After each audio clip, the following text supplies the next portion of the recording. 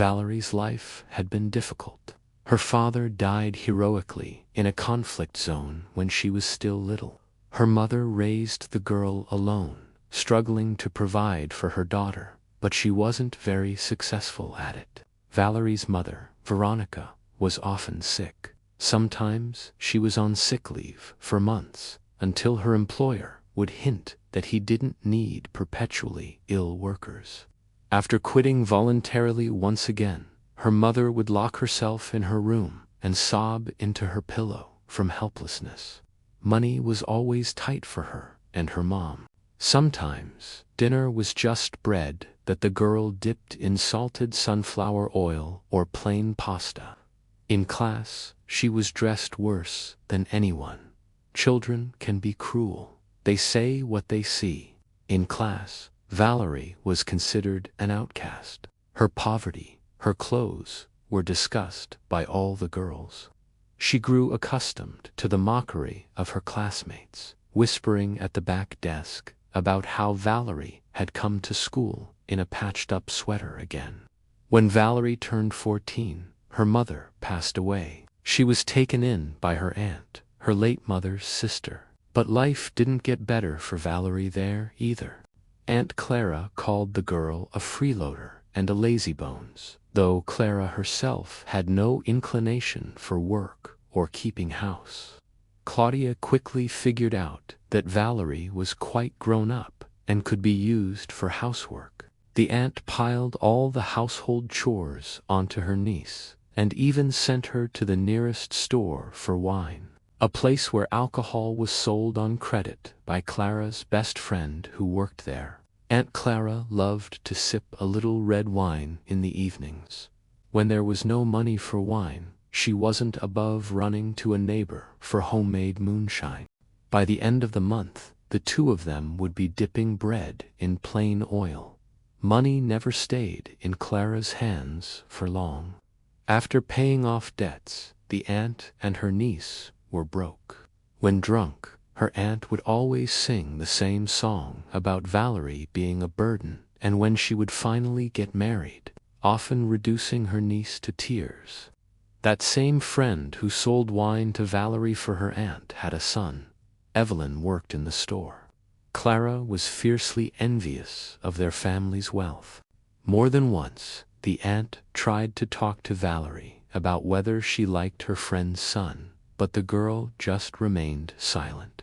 When Valerie became an adult, Claudia started pestering her, describing the good life with Evelyn's son.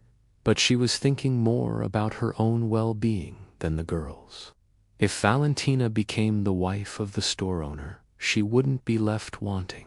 Clara could go to the store even without money. If they became relatives, the generous Evelyn would give them products for free, and then the debts wouldn't have to be paid back. Clara owed her friend a significant sum, but her grown niece was in no hurry to usher her aunt into this imagined world of plenty. The always obedient Valerie suddenly became stubborn, started yelling that she wouldn't solve her aunt's financial problems, that she was sick and tired of her daily pestering, and pushing her to marry the friend's son.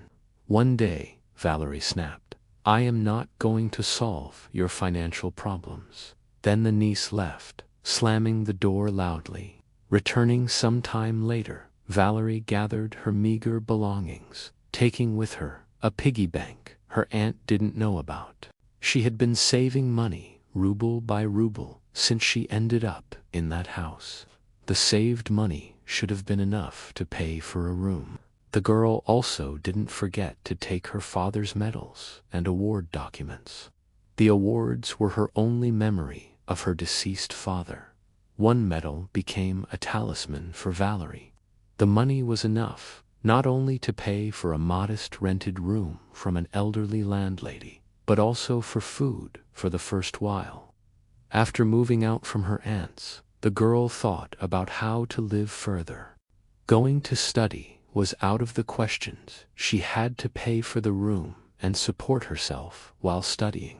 Once, in a supermarket, Valerie was given a free newspaper listing job vacancies in the city. There were many offers, but they were all specialized. Uneducated Valentina didn't meet the criteria. Valerie randomly chose a phone number for a company that needed a cleaner. Where else would they take her right after school? All that was left was to push a mop across the floor, earning a meager living. The HR department hired her immediately because the particularly toxic team meant cleaners didn't last long at this firm. The office had been dirty for 3 days. Signing the employment contract, Valerie immediately got to work. Entering one of the rooms filled with computers and office workers, Valerie began diligently mopping the floor. "What's that stench? I don't understand." Valerie flinched at the sharp cry right next to her ear. A beautiful but very angry girl was shouting. She was beautiful with the toxic beauty of a necessary villainess. Sharp black eyebrows, almond-shaped, angry eyes, hair the color of a raven's wing, high cheekbones, a sharp, chiseled chin. Even a witch's peak of jet-black hair in the center of her forehead was present. One look was enough to understand this beauty was quite the nasty piece of work. Nevertheless, the girl was more than good-looking. "What are you looking at? Can't you smell that the mop reeks of rot? Go rinse it with cleaner," the poisonous beauty commanded imperiously. Passing by 2 guys sitting near the exit, Valerie heard them whispering, evaluating her figure and other attributes.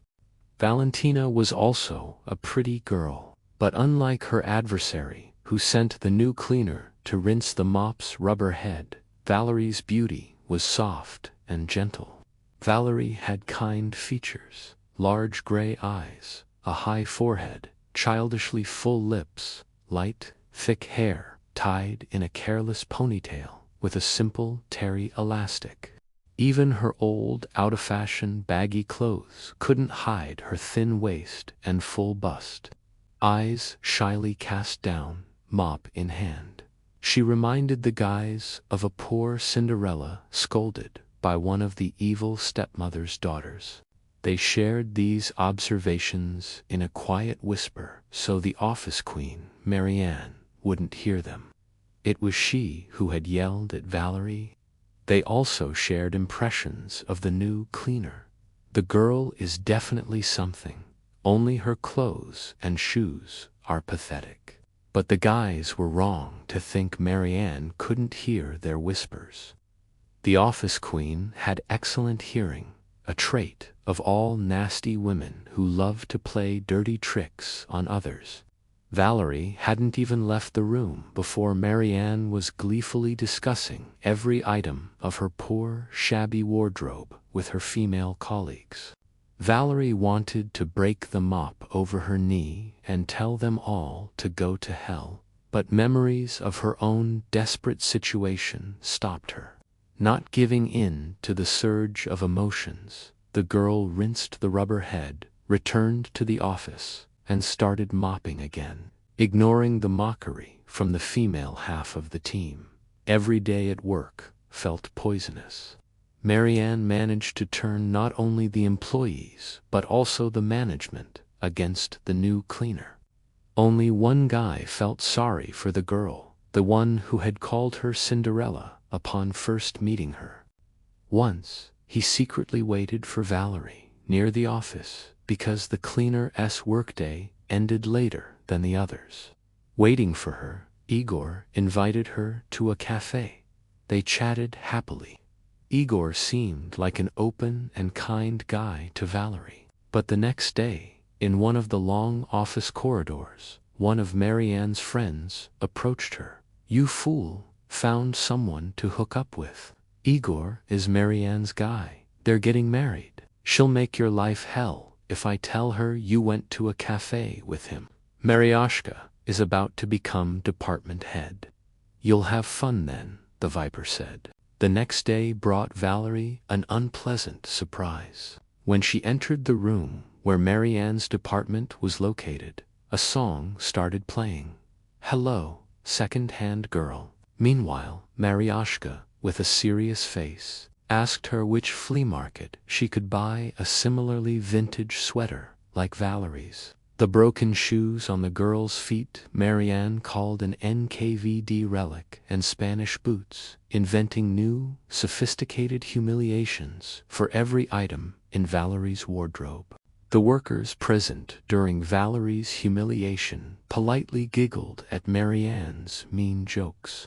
Not wanting to quarrel with the vicious careerist, Igor never invited Valerie to a cafe again. Accidentally bumping into the young cleaner in the hallway, the guy would embarrassedly avoid her eyes and look away. He couldn't look into the eyes of the girl he had liked so much. He felt ashamed and disgusted by his betrayal, as he had giggled along with everyone else during the spectacle orchestrated by Marianne. He had long since grown tired of Maryashka, but he didn't dare hint that they should break up. Igor liked his office job.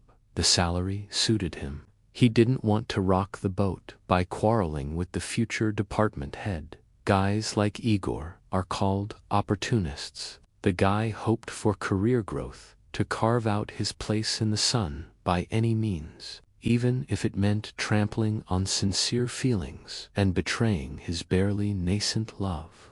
After the bullying session for daring to lay claim to her, Marianne resembled a well-fed vampire. The office queen was satisfied with Valerie's public humiliation to the point that she even left the young cleaner alone for a while. Valerie's briefly uplifted self-esteem immediately collided with the truth of life. If she quit this job, she risked being left without a paycheck. She had signed the contract without reading it thoroughly.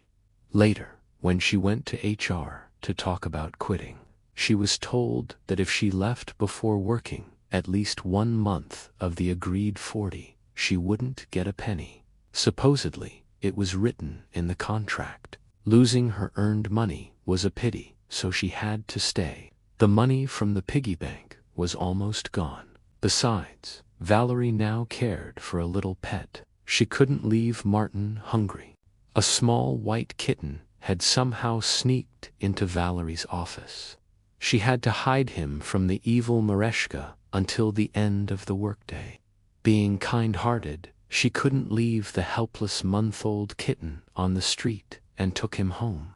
The kind old lady, in one of whose rooms Valentina lived, didn't mind the kitten at all.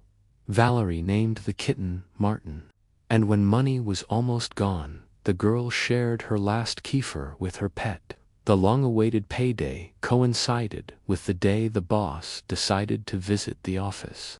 He was the head of the entire network of branches and enterprises. Everyone feared the boss, except Marianne. She had managed to ingratiate herself with the former military man. The chief liked her sharp mind, predatory beauty, courage, and audacity.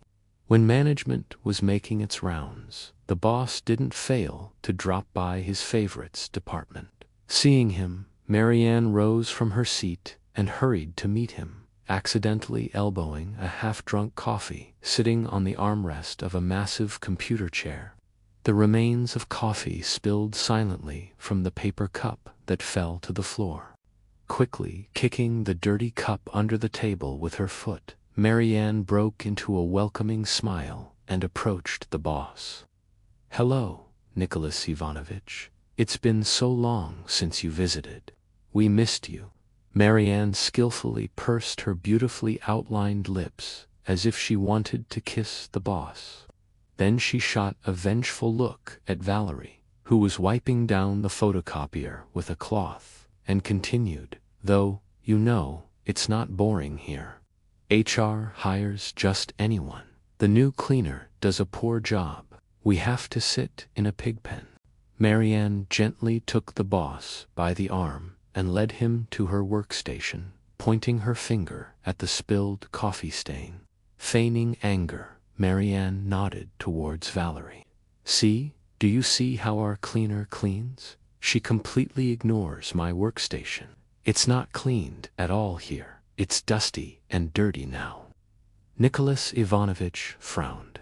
He was a still, relatively young man, imposing, massive, with a military bearing. Marianne knew perfectly well that the pedantic boss hated disorder, so she decided to frame the upstart who had considered herself a rival. "Come to my office," the boss said dryly to Valerie as he left. His tone promised nothing good. "Why is there a mess in the office? Why are you performing your duties so poorly?" The boss carefully examined the flushed, embarrassed face of the girl. It was clean. "I don't know where the stain and dirt came from," Valerie managed with difficulty.